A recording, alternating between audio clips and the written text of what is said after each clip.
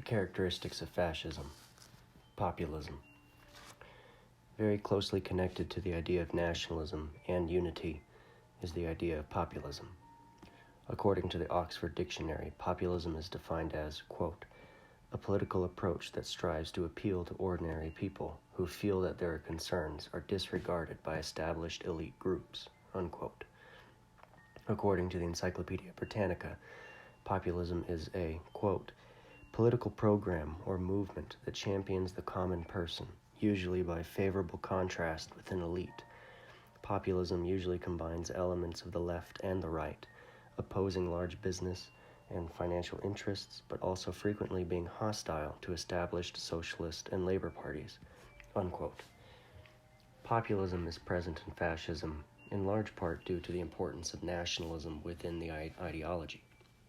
Nationalism, in and of itself, has a tendency towards populism precisely because nationalism is dependent upon a perceived sense of commonality and communal interest. In the same way, populism is dependent upon a perceived sense of common interest among the people, quote-unquote. This connection between nationalism, liberalism, and populism was directly observed by many of the aristocracy in 19th century Europe. In 1848, when nationalist rebels in Germany attempted to unify the country and offered the crown to King Frederick William IV of Prussia, he refused the throne, commenting that it was, quote, from the gutter, unquote. The Prussian aristocrat was insulted that such an offer of power came from the common folk instead of a group of fellow nobles. Nationalism was also a driving force in involving common people in the politics of their given countries. For centuries, key decisions were made exclusively by the aristocracy, but with the advent of nationalism as a movement, increasingly the average person had more say. As historian Tom Nairn observes, quote, the arrival of nationalism in a distinctively modern sense was tied to the political baptism of the lower classes. Although sometimes hostile to democracy, nationalist movements have been invariably populist in outlook and sought to induct lower classes into political life, unquote. This sense of populism, of appealing to the common man, is present throughout the rhetoric and actions of fascism.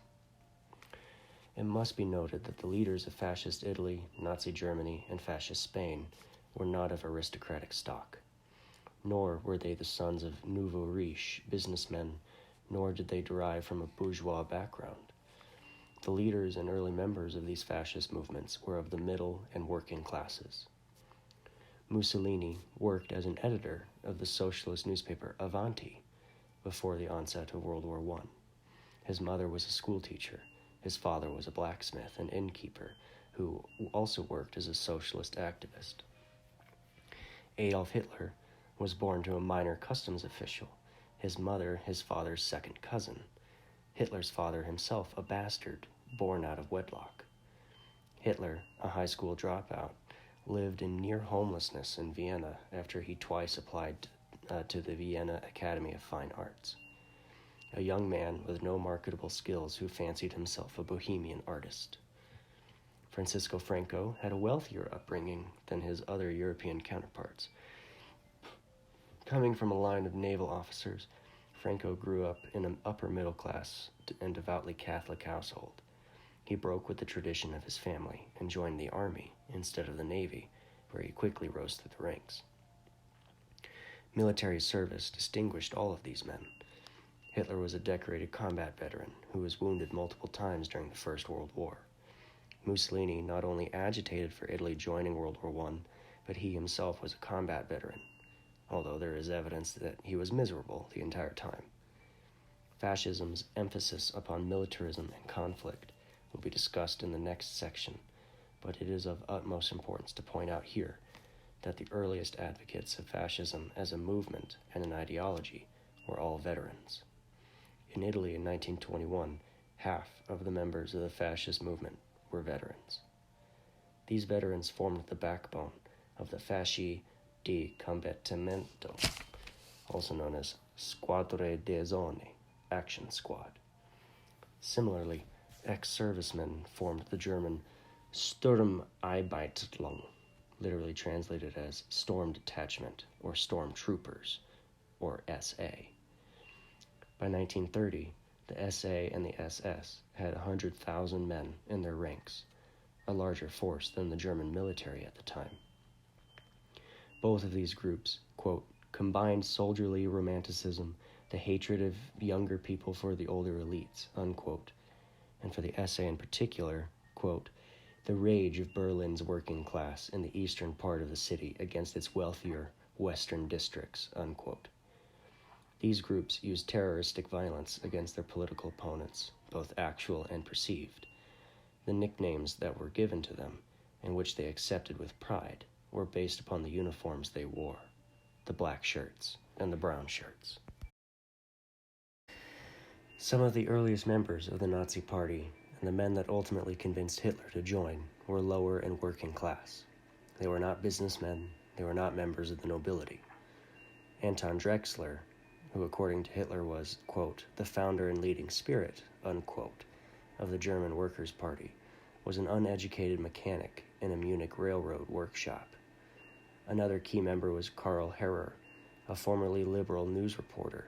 He was described by Hitler as, quote, proletarian and shabbily dressed, unquote.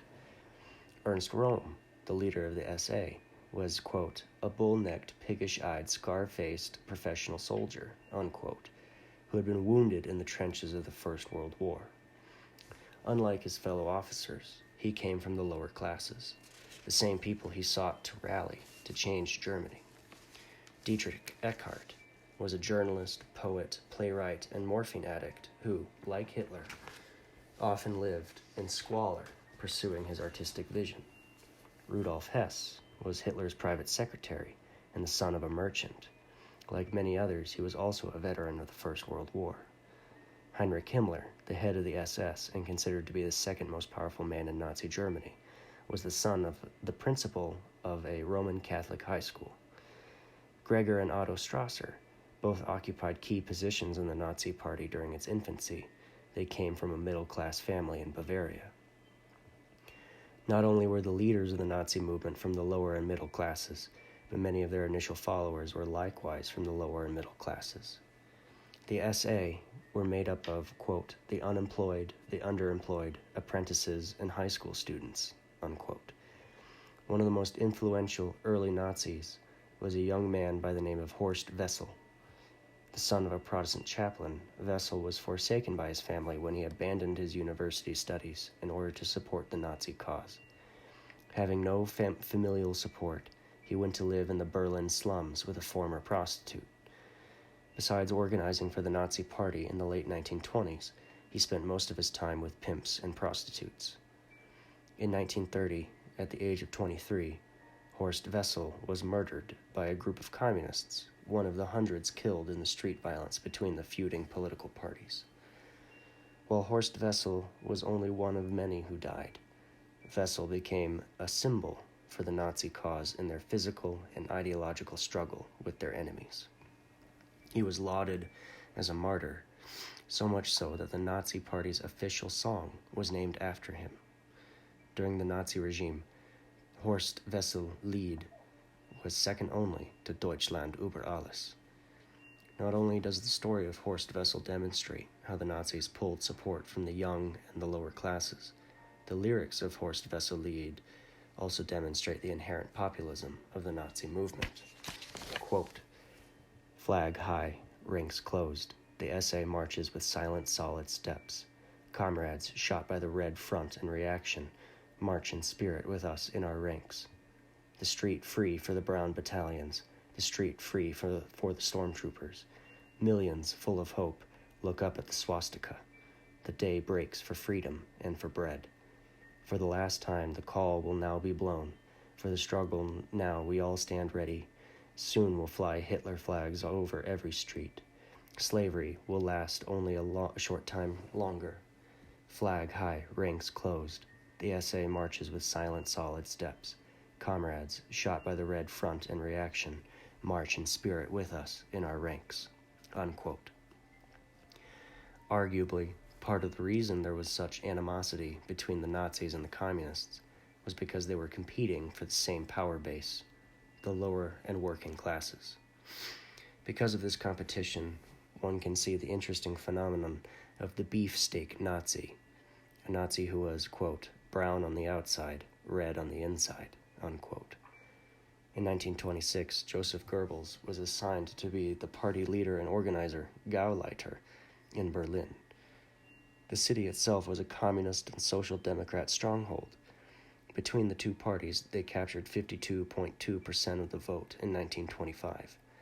Goebbels described it as, quote, the reddest city in Europe besides Moscow, unquote.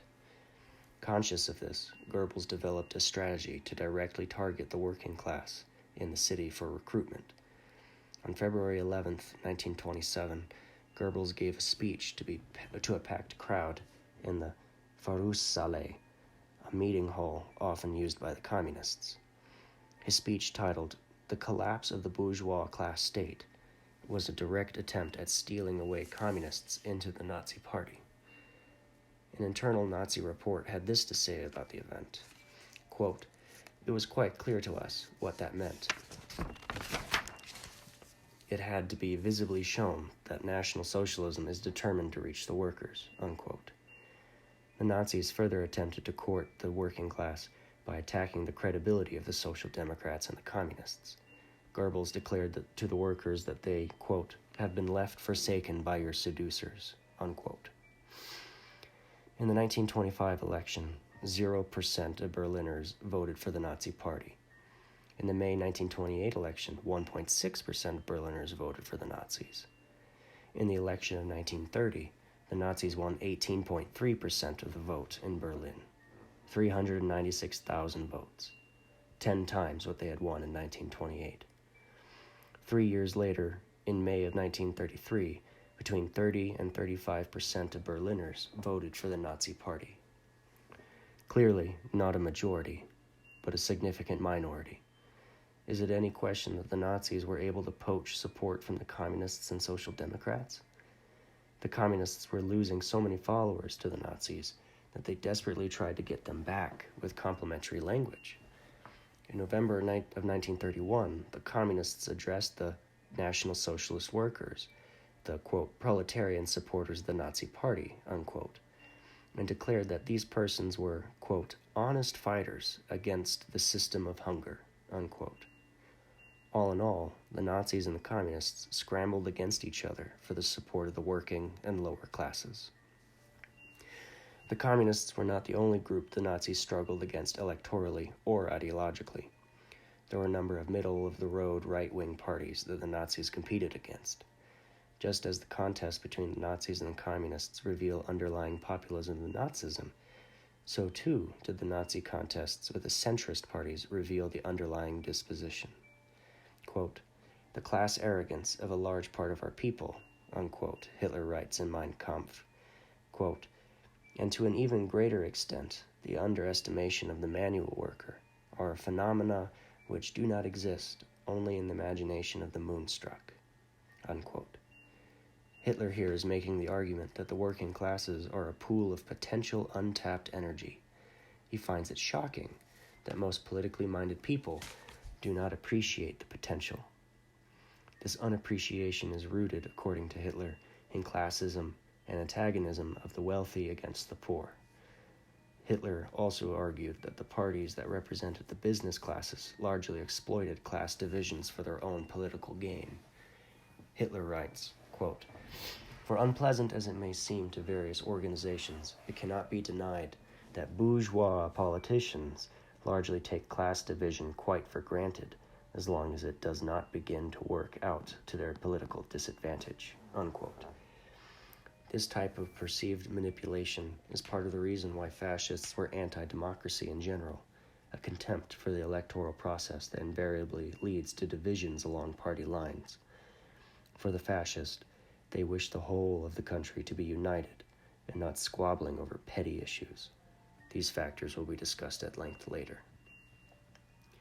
Not only did the Nazis criticize the Social Democrats and the Communists for not actually representing the needs and desires of the working classes, they also criticized the middle and centrist parties for doing the same thing.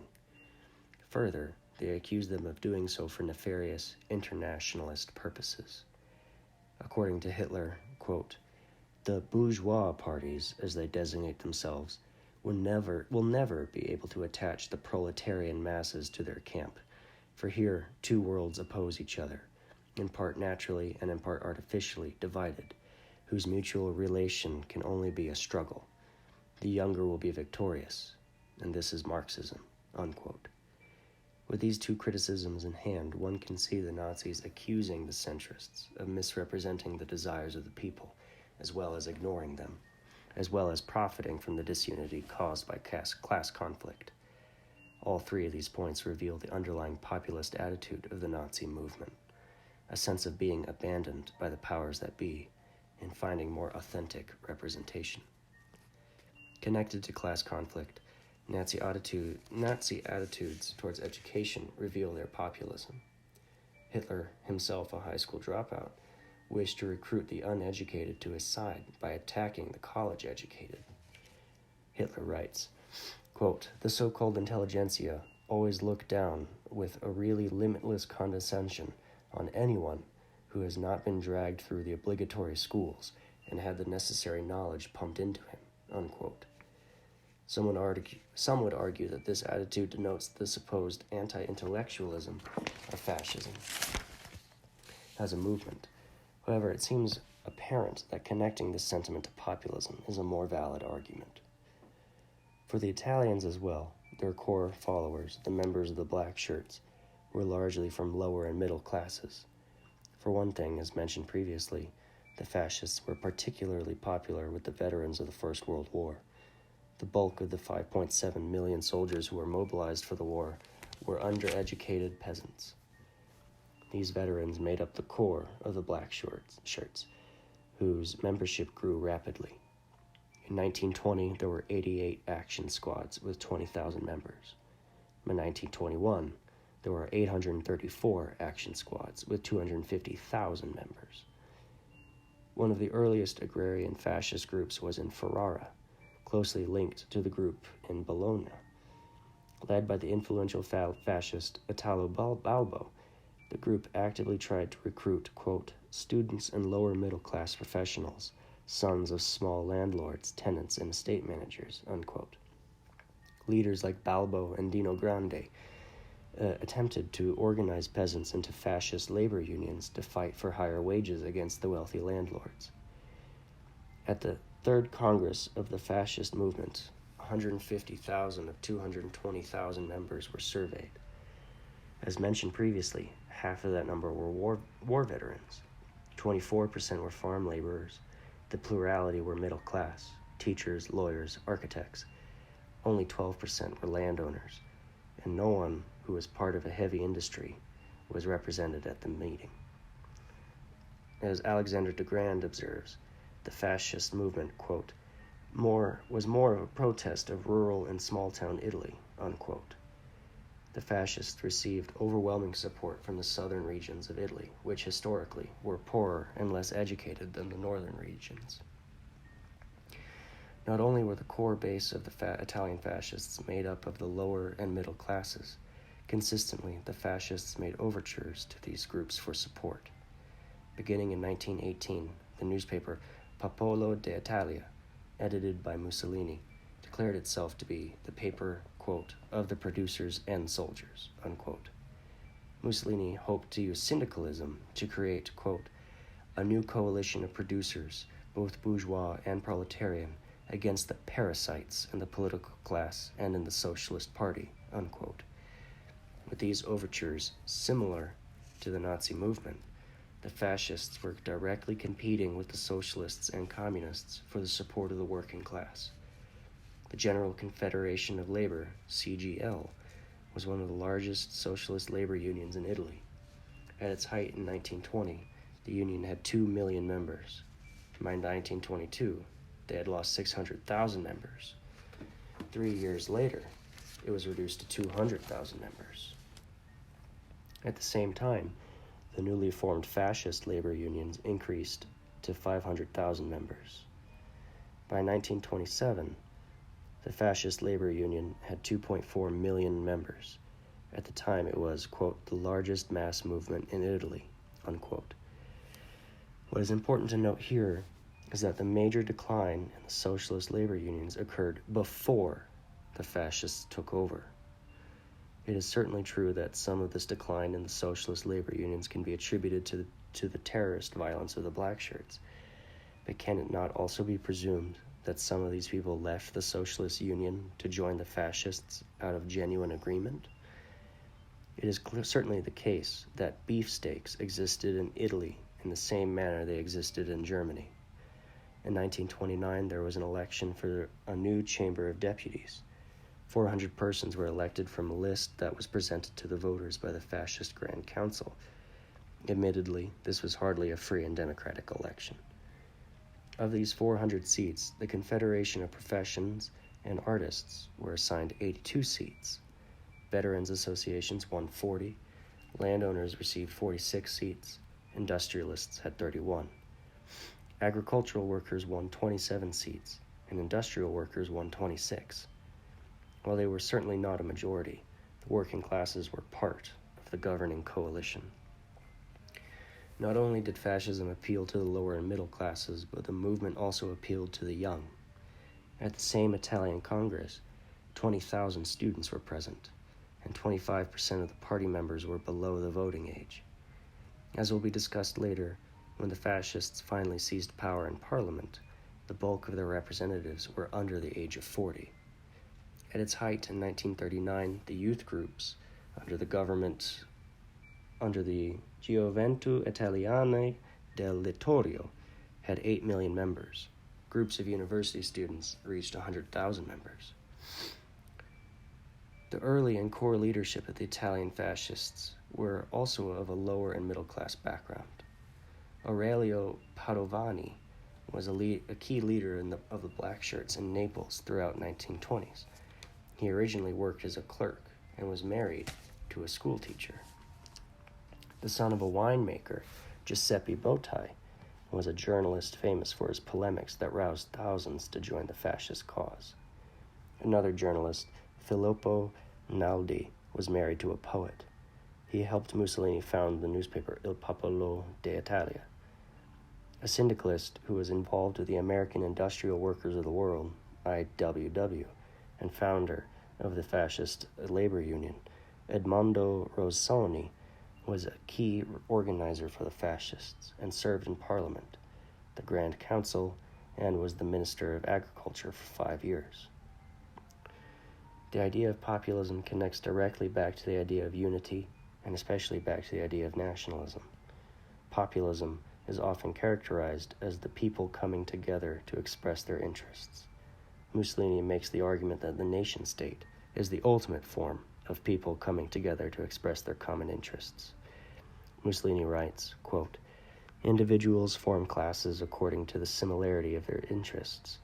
They form syndicates according to differentiated economic activities within these interests. But they form first, and above all, the state, which is not to be thought of numerically as the sum total of individuals forming the majority of a nation, unquote. Not only is the nation-state the ultimate form of people coming together to express their interests, according to Mussolini, it is also the only authentic means that the people have of expressing themselves as a people. Connected to the idea that Mussolini is putting forward are the writings of Giovanni Gentili. Born in 1875, Gentili was a philosopher, politician, professor, writer, and editor who, along with Rocco, helped to lay down the foundations of fascism as a philosophy. Not only was he described as, quote, the philosopher of fascism, unquote, he was part of the administration of the Italian fascist regime, serving as the Minister of Education. Gentili argues that populism is an inherent facet of fascism. He does this by contrasting fascism with other nationalist movements. Particularly, he criticizes conservative nationalism. Quote, nationalism identified state with nation and made the nation an entity pre-existing. The nationalists therefore required a ruling class of an intellectual character which was conscious of the nation and could understand, appreciate, and exalt it. The nationalistic state was, therefore, an aristocratic state, enforcing itself upon the masses through the power conferred upon it by its origins." Unquote. Gentili contrasts this conservative and aristocratic form of nationalism with his ideal form of fascism. He posits that fascism is the only true form of government that is of the people, by the people, and for the people. Gentili writes, quote, "The fascist state, on the contrary, is a people's state, and as such, the democratic state par excellence. The relationship between state and citizen is accordingly so intimate that the state exists only as, and insofar as, the citizens cause it to exist." Unquote. Mussolini adds to this sentiment, arguing that fascism is the only way towards true freedom. He writes, quote, "A state founded on millions of individuals who recognize it, feel it, are ready to serve it, is not the tyrannical state of the medieval lord. In the fascist state, the individual is not suppressed, but rather multiplied." Unquote. For Mussolini and Gentili, populism was an inherent part of nationalism, and nationalism was an inherent part of fascism. The people, the state, and the nation all closely revolved around each other. Hitler echoed these sentiments. In the 1928 speech entitled "Long Live Fanatical Nationalism," Hitler made the argument that the Nazis were in the business of building up and strengthening the common people, and as a result, strengthening the nation. Hitler said in his famously fiery oratory, quote, "Our entire work consists of enlightening our people, of reshaping its mentality. It consists in the creation of a new movement which will reform our people from top to bottom, even reaching into the soul of the common German man, a new movement which establishes 3 great postulates without which foreign policy cannot be carried out in the future. In the first place, our people must be delivered from the hopeless confusion of international convictions and educated consciously and systematically to fanatical nationalism. Our goal is that the German people should again acquire honor and conviction. We recognize only 2 gods, a God in heaven and a God on earth, and that is our fatherland." Unquote. Hitler deliberately put the focus of his written and oratory rhetoric upon benefiting the people. The Nazi proclamation of the Reich government to the German people speaks at length of saving the German farmer and German worker, of saving the vast numbers of unemployed. Quote, "Farmers, workers, and the middle class must unite to contribute the bricks wherewith to build the new Reich." Unquote. The Nazis are calling for the humble masses to come together to fix Germany. The Nazis are not calling on the elites, the aristocracy, the church, or the bourgeoisie to fix the troubles facing Germany. Also note here the order in which the groups are called: farmers, workers, and then the middle class.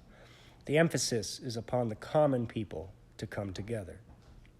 Another thing to consider is that all of the fascist movements had a wide base of support and achieved their power within the legal frameworks of their countries.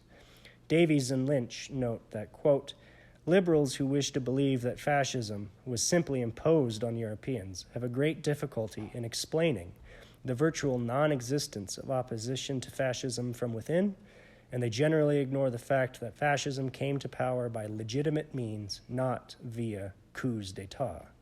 Unquote. This is particularly true of Nazi Germany, Imperial Japan, and Fascist Italy. In Nazi Germany, for instance, the Nazis were elected into positions of power. As was noted previously, the Nazis had a running competition with both the Social Democrats and the Communist parties. This competition was carried forth both with terrorist violence in the streets of Germany, but also at the ballot box.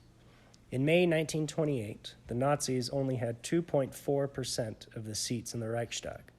The Communists had 11%, and the Social Democrats had 31.16%.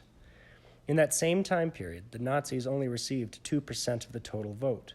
The Communists received 7.9% of the total vote, and the Social Democrats received 22.2% of the vote. By November of 1932, the Nazis had 33.58% of the seats in the Reichstag.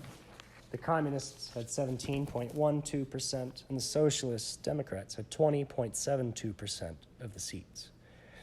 In the same time period, the Communists received 13.5% of the total votes.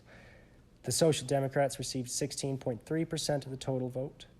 The Nazis received 26.5% of the total vote in November 1932. The Nazi Party grew rapidly in influence, power, and popularity.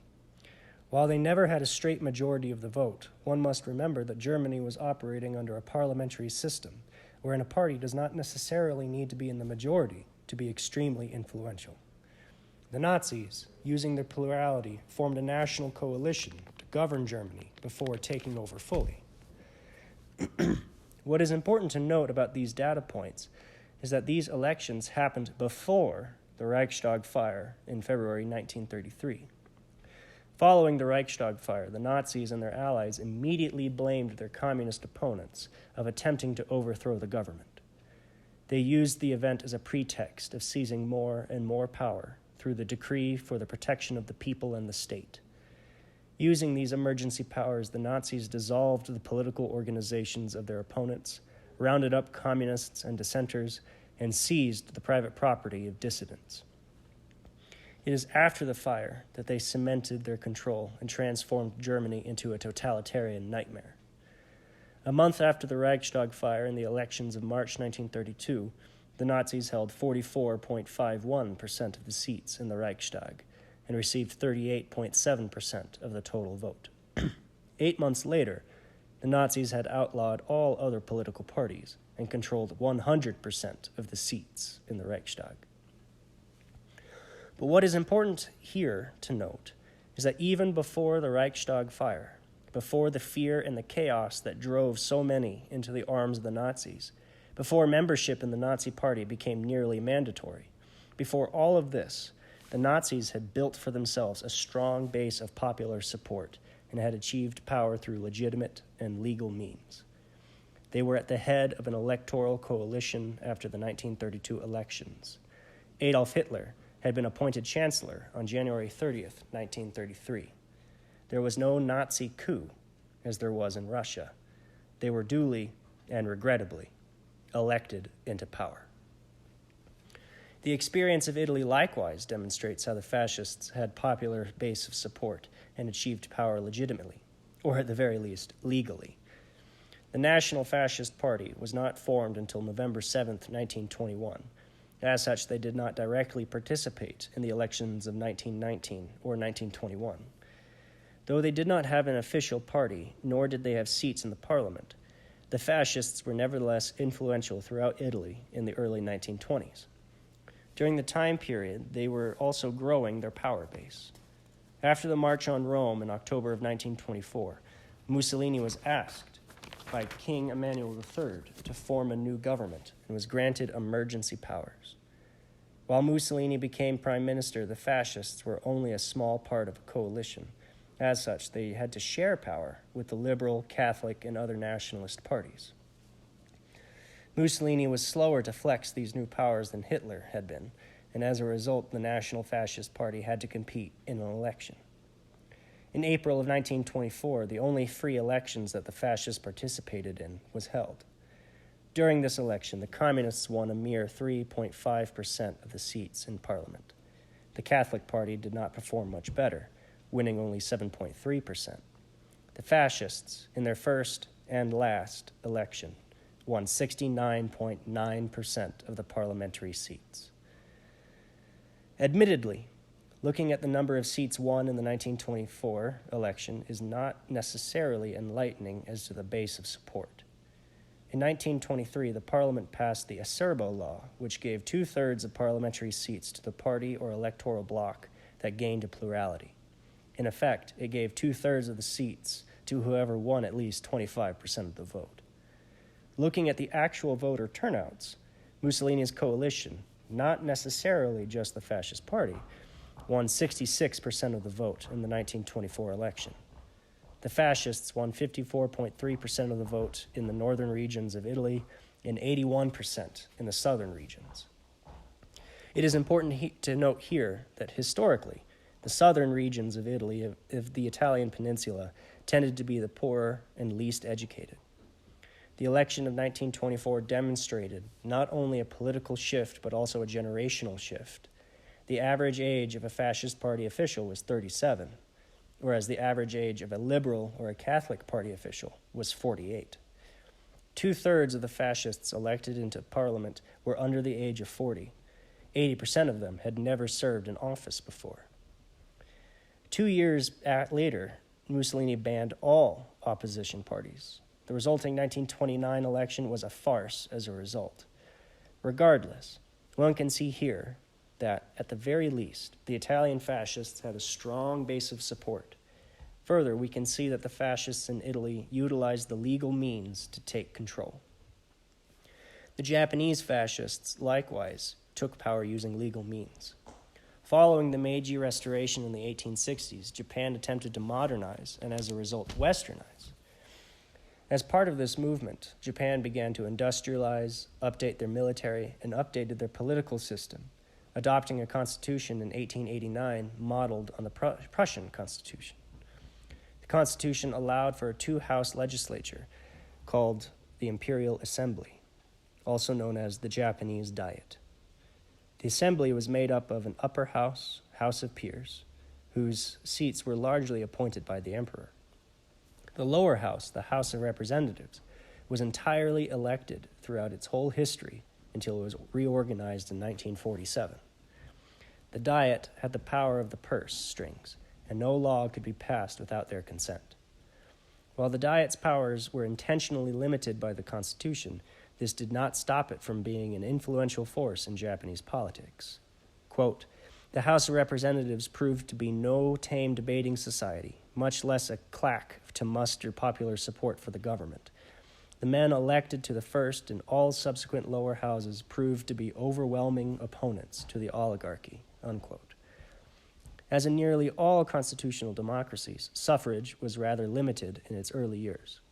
When the Constitution was first established, the voting rolls were limited to only 1.26% of the population, roughly 6% of Japanese families. As time went on, more and more of the population was given the right to vote. In 1925, a law was passed that granted voting rights to every male over the age of 25, which increased the voter rolls to 12 million, roughly 20% of the population. Edwin O. Reischauer compares Japan in 1925 favorably with Britain in 1867, noting that Japan had granted suffrage to more people in less time by comparison. While it is certainly true that the Japanese military routinely undermined and disobeyed the civilian government throughout the 1930s, including an attempted coup d'etat in 1936, regardless, looking at the makeup of the legislature helps to give one a sense of public opinion at the time. Throughout the 1920s and 30s, there were several political parties vying for one another. One of the most influential were the Progressive Party and the Friends of Constitutional Government. The Friends of Constitutional Government tended to support the militarism of the fascists, supported the imperial ambitions in China and Korea, and supported the usurpations the military foisted upon the civilian government. The Progressive Party wished to rein in the military and reassert the authority of the civilian government, as well as liberalize the government. In the first elections following male suffrage, the Friends of Constitutional Government won 46.6% of the seats in the House of Representatives. The Progressive Party won 46.4% of the vote. One can see here that while the country was divided, the pro-fascist bloc had a significant base of support as early as 1927. From there on, the two parties had a running battle, the balance of power shifting significantly over time. Progressives, 1929, Progressives won 58.6%. The Friends of Constitutional Government won 37.3%. 1932, it was reversed. The Progressive Party won 31.3%. The Friends won 64.6%. 1936, the Progressives won 44%. The Friends won 37.3%. 1937, the Progressives won 38.4%. The Friends won 37.6%. The two parties maintained this competition all the way up until 1940, when, on October 12, all parties were officially dissolved and incorporated into the Imperial Rule Assistance Association, the governing body that ruled Japan throughout the Second World War and was largely made up of fascists and militarists. The Progressive Party complied only grudgingly. The friends of constitutional government went along happily.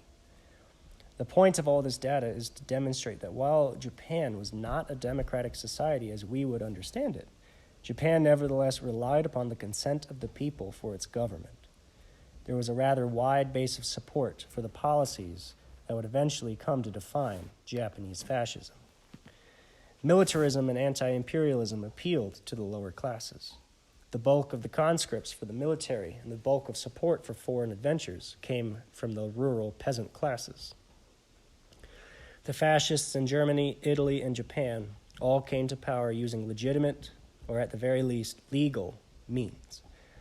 While once in power, they certainly subverted and twisted the institutions that gave them authority.